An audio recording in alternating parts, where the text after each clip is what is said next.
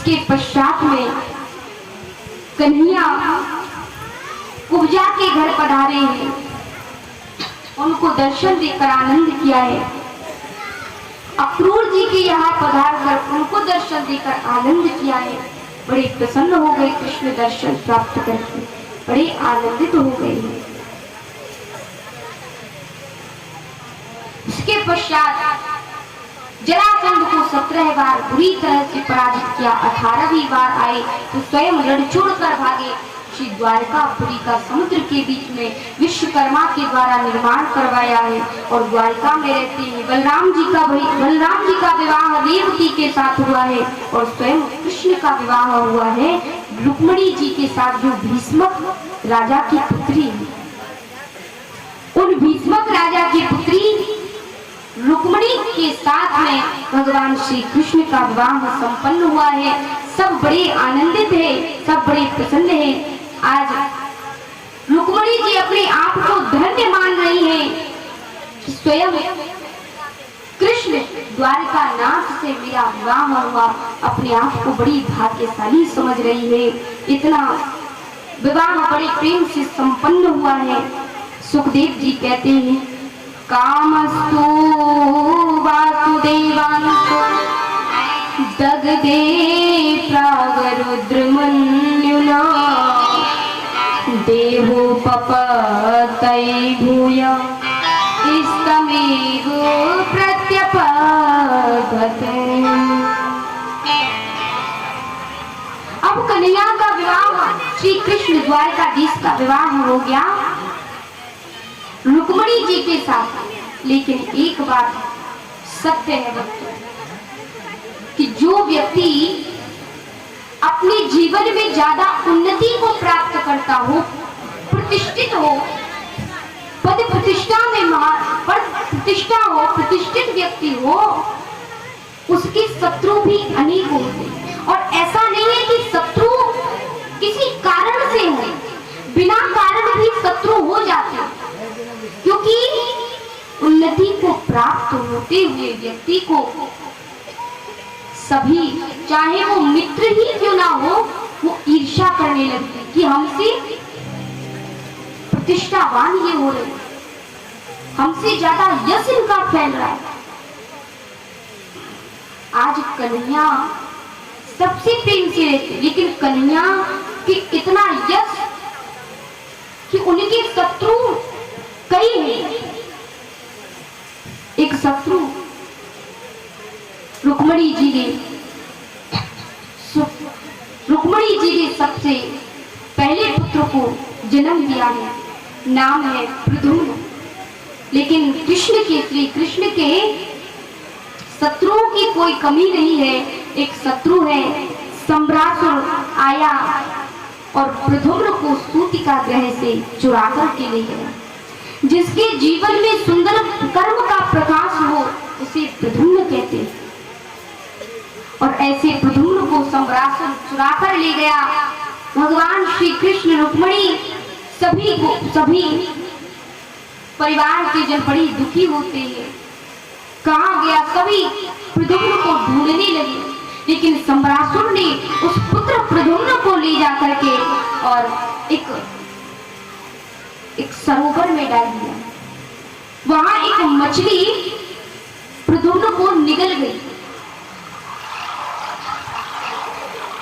और जैसे ही मछली निकली, एक मछुआरा उसी समुद्र पर आ गया।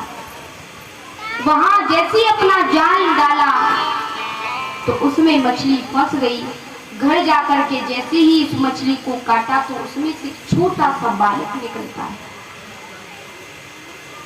और जैसे उस बालक को देखा मछुआरे ने, तो मछुआरे ने ले जाकर के सम्रासुर राक्षस को सौंप दिया। अब सम्रासुर के घर भोजन बनाने का काम जो करती है वो है मायावती। और मायावती को नारद जी के द्वारा पता चला है कि जिस बालक को सम्रासुर राजा ने मुझे दिया है वो और कोई नहीं बल्कि स्वयं मेरा पुत्र है। पता चला क्यों भक्तों? क्योंकि जब तारक नाम का राक्षस देवताओं को सता रहा था, तो उस समय शंकर जी की समाधि लगी हुई थी। तो सभी देवता बड़े परेशान थे, सभी देवता बड़े दुखी तारकासुर से। उस समय सभी देवता ब्रह्मा जी के पास जाते, ब्रह्मा जी कुछ करो, तारकासुर को कोई मार सके तो शिव जी के औरस पुत्र से भी उसकी मृत्यु हो सकती है, क्या करें? तो सभी देवताओं से ब्रह्मा जी ने कहा कि पहले ब्रह्मा जी की समाधि तो टूटे। तो सभी देवता गए हैं शंकर जी के पास, लेकिन समाधि को भंग कैसे करें? नहीं कर पाई। तो अब सुझाव आया है कि कामदेव को बुलाना चाहिए। कामदेव को बुलाया और कामदेव अपने 5 बाण लेकर के, जैसे ही कामदेव गया है, कामदेव ने अपने 5 बाण छोड़ दिए शंकर भगवान पर। और जैसे भगवान शंकर की समाधि खुली है, भगवान शंकर की समाधि खुली, आंख खुली, तो सीधे नजर पड़ी कामदेव पर। कामदेव जलकर भस्म हो गए। कामदेव जला तो उनकी पत्नी रति रुदन करने लगी, भगवान शंकर के चरणों में गिर पड़ी, बार बार रुदन करती है, रोती है कि प्रभु आपने मेरे पति को जलाकर भस्म कर दिया, अब मैं किसके सहारे जीऊंगी? आपने बार बार रुदन करती है शंकर जी के चरणों में। तब शंकर भगवान कहते हैं, जब जदुवंश कृष्ण अवतारा, जब यदुवंश कृष्ण अवतारा, जब जदुवंश कृष्ण अवतारा, जब यदुवंश कृष्ण अवतारा, होई हरिहरन महामहिधारा, होय हरण महाबलिहारा, कृष्ण तनय होई हरि पति तोरा, कृष्ण तने होय पति तोरा, कृष्ण तनय होई हरि पति तोरा, कृष्ण तने होय पति तोरा, वचन अन्यथा होई न मोरा, वचन वर्ण था होय न मोरा, जय सिया राम जय जय सिया राम, जय सिया राम जय जय सिया राम, जय सिया राम जय जय सिया राम, जय सिया राम जय जय सिया राम। तब शंकर भगवान ने कहा कि रति, जब यदुवंश कृष्ण अवतारा, होई हरण महामहिवारा, द्वापर युग में स्वयं नारायण भगवान ही कृष्ण रूप में अवतार लेंगे और उस समय कृष्ण के पुत्र होंगे प्रद्युम्न, और वही कामदेव प्रद्युम्न के रूप में जन्म लेंगे, तो उस समय तुम अपने पति को प्राप्त कर पाओगे। तो जैसे नारद जी ने आकर बताया, तो आज प्रद्युम्न जी को मायावती ने लिया। मायावती ने जब प्रद्युम्न जी बड़े हुए तो संभरासुर राक्षस का वध प्रद्युम्न जी ने किया है और अपनी पत्नी को लेकर के श्री द्वारका धाम पर आ रहे हैं। प्रद्युम्न जी वहां से आए तो पता चला कि अब पिताजी महाराज के 16,108 विवाह हो गए। तो प्रद्युम्न जी आश्चर्यचकित करने लगे, कैसे?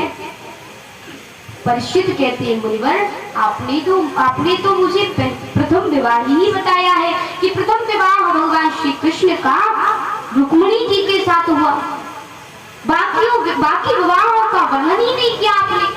तो सुखदेव जी कहते हैं कि परीक्षित, भगवान का प्रथम विवाह तो रुक्मिणी जी के साथ हुआ, दूसरा विवाह हुआ जामवंत जो है वीर जो भालू उसकी पुत्री है जामवती, उसके साथ भगवान का दूसरा विवाह हुआ है। और भगवान का तीसरा विवाह हुआ है सत्यभामा के साथ, चौथा विवाह हुआ है कालिंदी के साथ, सूर्य की पुत्री है। भगवान श्री कृष्ण और अर्जुन दोनों घूमने के लिए गए थे, तो बड़ी प्यास लगी है अर्जुन को। समुद्र के किनारे यमुना समुद्र के किनारे चली गई, वहां जाकर देखा तो एक स्त्री तप में बैठी है, तप कर रही है। अर्जुन ने पूछ लिया, देवी कौन हो तुम? तो कहती है कि मेरा नाम कालिंदी है, मैं सूर्य की पुत्री हूँ और कृष्ण को पति रूप में प्राप्त करने के लिए मैं तप कर रही हूँ। अहम देवस्य सवितुः दुहिता मीक्षति विष्णुं वरेण्यं वरदं तपे परमामि स्थिता। बोले मैं सूर्य की पुत्री हूँ, कालिंदी मेरा नाम है, यहाँ कृष्ण को पति रूप में प्राप्त करने के लिए तप कर रही हूँ। अर्जुन बोले, कन्हैया तो मेरे साथ है, कृष्ण तो द्वारकाधीश तो मेरे ही साथ है। आज कालिंदी को लेकर आए तो भगवान श्री कृष्ण के हाथ में कालिंदी का हाथ थमा दिया और तभी उसी समय कृष्ण ने कालिंदी के साथ पाणी ग्रहण किया। भगवान का चौथा विवाह हुआ है मित्रविंदा के साथ। विंद और अरविंद नाम के दो राजा हैं, सगे भाई हैं दोनों, उनकी इकलौती बहन है मित्रविंदा। मित्रविंदा के साथ भगवान का चौथा विवाह हुआ है। भगवान का चौथा विवाह हुआ कालिंदी के साथ, पांचवा विवाह हुआ है मित्रविंदा के साथ और छठवा विवाह हुआ है सत्या के साथ। नग्नजिति नाम के एक राजा है और जिनकी इकलौती पुत्री है सत्या, उसके साथ भगवान का छठवा विवाह हुआ है। सातवां विवाह एक राजाधिदेव नाम की पुत्री है, राजाधिदेव नाम की स्त्री है जो स्वयं ही राज संभालती है, स्वयं ही राजा बनकर के राज संभालती है। उनकी इकलौती पुत्री है भद्रा, भद्रा के साथ भगवान का सातवां विवाह हुआ है। और आठवां जो विवाह हुआ है वो लक्ष्मणा के साथ हुआ है। बोलिए श्री द्वारकाधीश भगवान की जय हो। भगवान के 8 विवाह संपन्न हुए। एक भौमासुर नाम का राक्षस है। भौमासुर, सुखदेव जी परिचय दे रहे हैं कि ये भौमासुर भूमि से उत्पन्न हुआ है। यथा हतो भगवता भौमो येन चैता स्त्रिया निरुद्धा एक दाक्ष विक्रमं सांद्र धन बने। जिसका जन्म भूमि से जो उत्पन्न हुआ है भौमासुर, लेकिन आश्चर्य बल का दुरुपयोग, बड़ा बलशाली है ये, बल में बड़ा बलशाली है लेकिन बल का दुरुपयोग करता है। हाँ, कोई धन का दुरुपयोग करता है, धन ज्यादा आ जाए तो धन का ज्यादा दुरुपयोग करता है, कोई बल का दुरुपयोग करता है, कोई जिसके पास जो अधिक है उसका दुरुपयोग करता है। लेकिन भक्तों, हमें किसी भी चीज का दुरुपयोग नहीं करना चाहिए। जो आवश्यकता से हम पर अधिक है उसका दुरुपयोग न करें, क्योंकि दुरुपयोग करने से पहले हम उसे देखें जिस पर वो वस्तु नहीं है। कौन कौन अपनी शक्ति का दुरुपयोग करते हैं यहाँ प्रार्थना, कौन कौन है? हाँ, हमें लगता है कि हम अपनी शक्ति का दुरुपयोग नहीं कर रहे। ऐसा नहीं है कि भौमासुर ही अपने बल का दुरुपयोग करता है, लेकिन नहीं, हम भी अपनी शक्ति का दुरुपयोग करते हैं। आज हम बताएंगे कौन सी आप पे शक्ति है जिसका आप दुरुपयोग कर रहे हैं। तो बताइए, आपको भगवान ने कृपा करके 2 आंख दी। दीना दी, लेकिन सोचिए कभी कभी हम इन आंखों का दुरुपयोग करते हैं। भगवान का कभी कभी हम आंखों के होते हुए भी, नेत्र ज्योति के होते हुए भी भगवान के दर्शनों से वंचित रहते हैं। हम सोए हुए रहते हैं, कभी कभी भगवान के दर्शनों से वंचित रहते हैं। लेकिन उनको जाकर देखिए जो अंधे हैं, जिनके पास नेत्र ज्योति नहीं है, वो प्रार्थना करते हैं, हे प्रभु अगर आंख दी होती तो आपके दर्शन करता, आपके बनाए हुए संसार को देखता। कितना प्रार्थना करते हैं जो सूरदास जी अखियां ना होते हुए भी कहते हैं कि प्रभु तुमने मुझे आंख नहीं दी, लेकिन फिर भी ये जन्म जन्म की प्यासी है मेरी आंख, क्योंकि मुझे आपने आंख तो नहीं दी, लेकिन मैं अंदर से मुझे मन करता है, ये मेरी जो अंदर की आंखें हैं, मैं जो मन से आपके दर्शन करना चाहता हूँ, ये प्यासी है। सूरदास जी कह रहे हैं अखियां हरि दर्शन की प्यासी, अखियां हरि दर्शन की प्यासी, अखियां हरि दर्शन की प्यासी, अखियां हरि दर्शन की प्यासी, अखियां हरि दर्शन की प्यासी। गले गजंती माला है, गले गजंती माला है, वृंदावन को वासिया, वृंदावन को वासी। अखियां हरि दर्शन की अखियां हरि दर्शन की प्यासी, अखियां हरि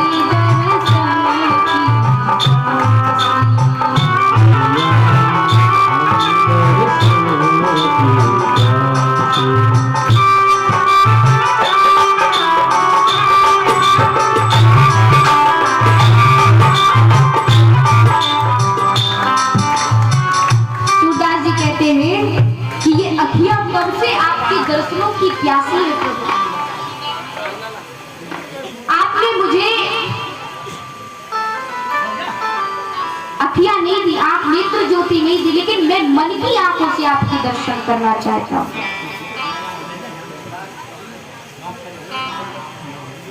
हम आंख होते हुए भी इन आंखों का कभी कभी दुरुपयोग करते हैं।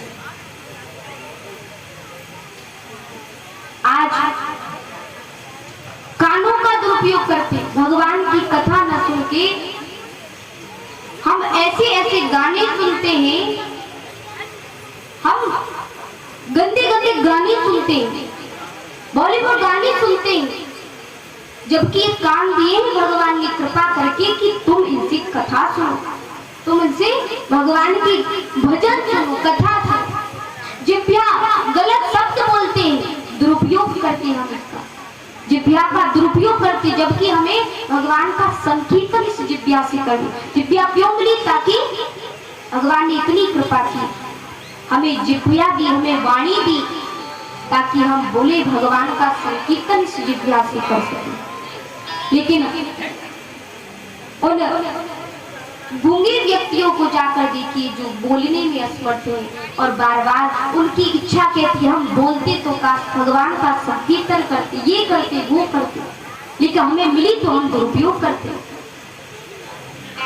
हाथों का दुरुपयोग करते।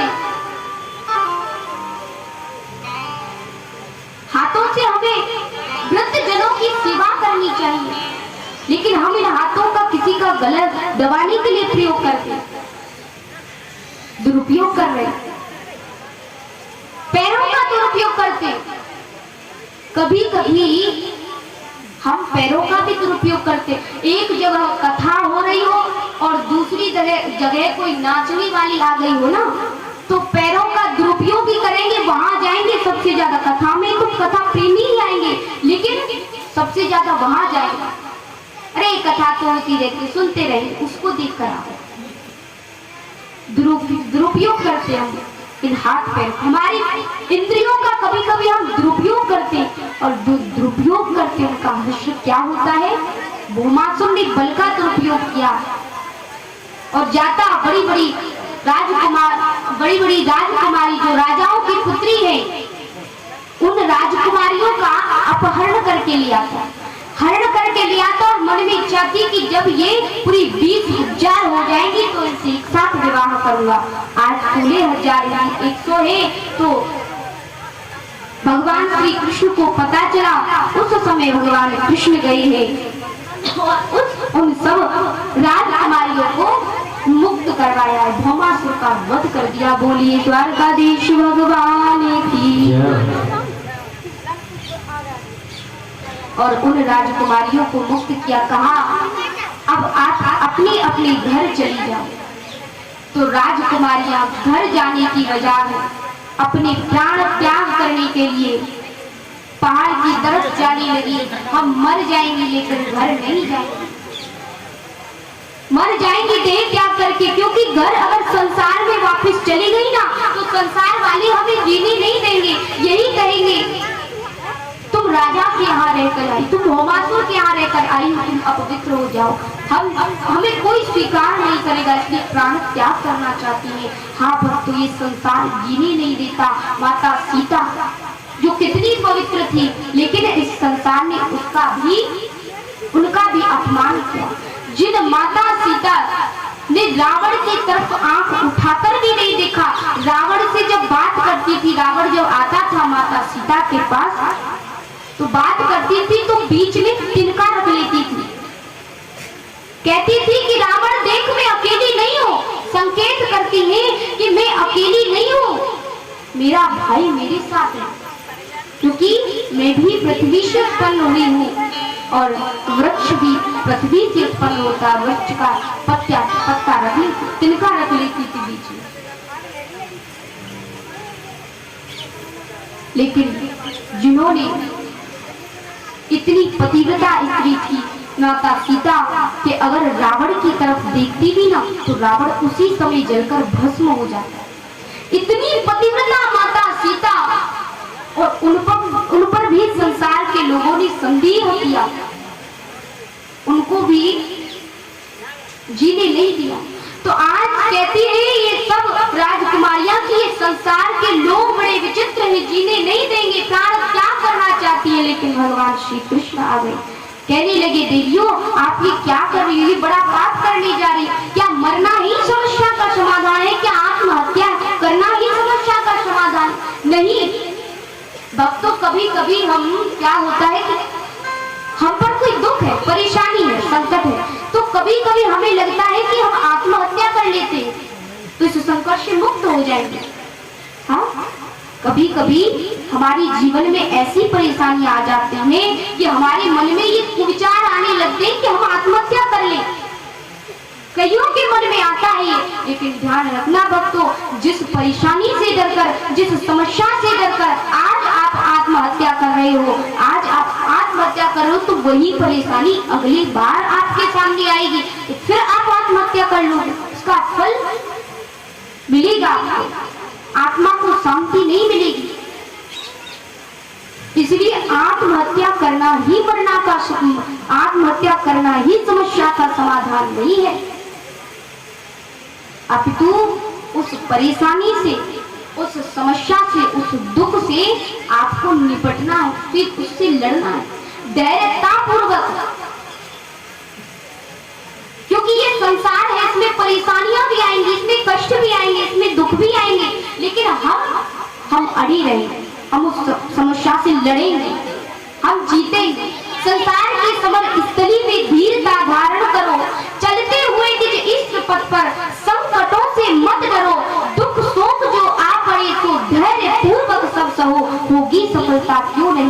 कर्तव्य पथ पर दृढ़ रहे।